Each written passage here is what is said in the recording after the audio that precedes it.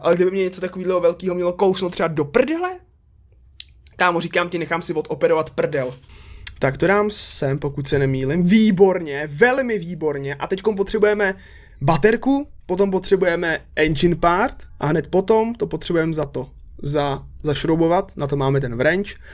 A hned potom potřebujeme ještě benzín a ten máme tam nahoře na té blbosti. Rutě zavříte kájinka, ale ty tak lehce neutečeš, ty svině. Ajajaj, Granny, co fakt se děje? Hele, asi budeme muset sestrojit brokovnici. A já vím, kde jsou vlastně nějaký party na brokovnici. Jeden part je tady na brokádu. Tady máme další na brokovnici, ano, to hodím též tady. A další na brokovnici bychom měli mít někde nahoře. Už jsem nasranej. Ty vole, já se nějak potřebuju dostat k těm šipkám. Kámo, kde ty šipky jsou ještě?